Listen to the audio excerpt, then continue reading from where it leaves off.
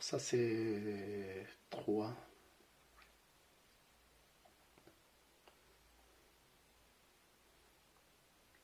3, 1. Non, non.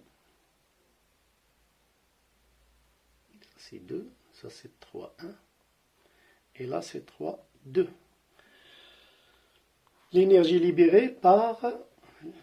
Commençons par calculer l'énergie libérée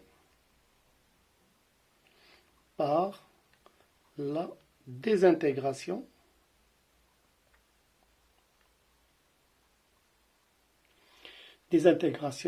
d'un gramme de carbone 14, C6H14. Suivant cette équation, C6H14 donne l'azote 7,14 plus E moins 1, 0. Alors, nous avons vu dans les vidéos précédentes que l'énergie libérée par une réaction, c'est égal à, alors on va calculer Q, c'est la masse avant moins la masse après, la désintégration, fois C au carré. D'accord? C'est-à-dire la masse de C6H14 d'un noyau de C6H14 moins, c'est la masse avant, nous avons carbone seulement, moins la masse de l'azote 7,14 plus la masse de l'électron. Tout ça fois C au carré. D'accord? Alors remplaçant, nous avons les données des masses.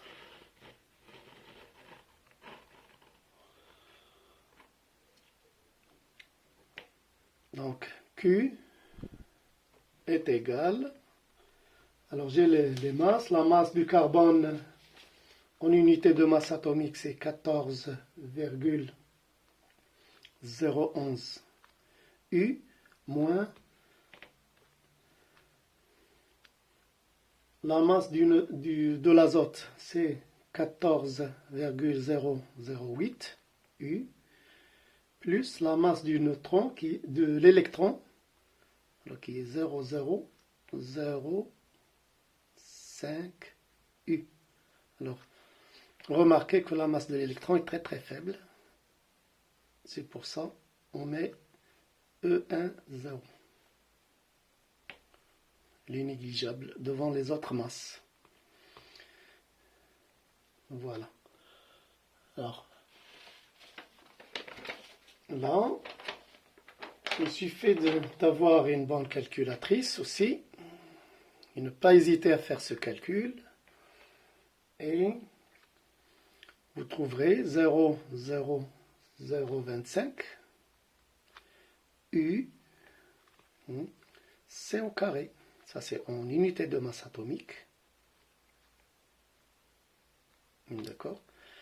Alors, n'oublions pas l'équivalent en énergie de l'unité de masse atomique donnée au début de l'exercice. C'est 931,5 méga électron-volts C-2 fois C au carré.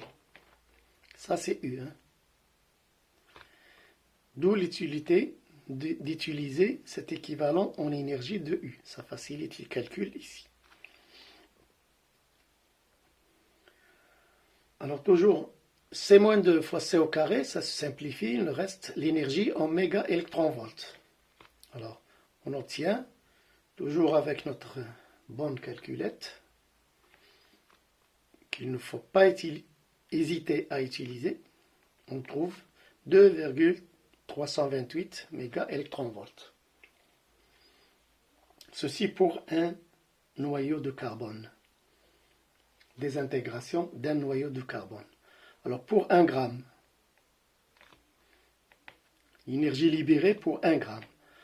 Alors la masse de l'échantillon, comme on a vu dans le cours, vidéo précédente, la masse de l'échantillon ici c'est 1 gramme. La masse d'un seul noyau de carbone, c'est donné, c'est 14,011 U. D'accord?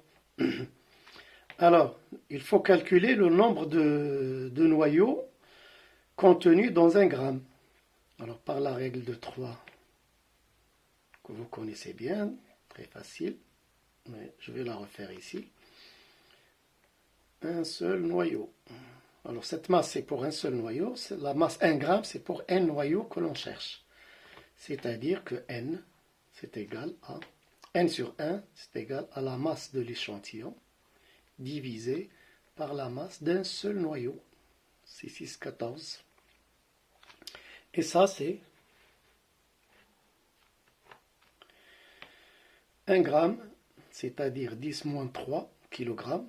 On va utiliser le kilogramme ici. Et l'unité du noyau de carbone en unité de masse atomique qu'on va convertir en kilogrammes. Une unité de masse atomique, c'est 1,66. Alors 0,54 pour être précis. 10 moins 27 kilogrammes. D'accord? Voilà. Alors finalement, nous trouvons, avec toujours notre calculette à la main, on trouve 4,3 10 puissance 22 noyaux. Voilà le nombre de noyaux. Alors l'énergie qui sera libérée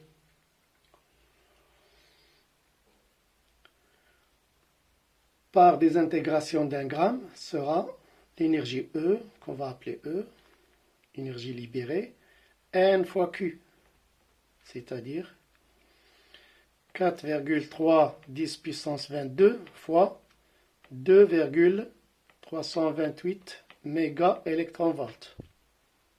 Ok.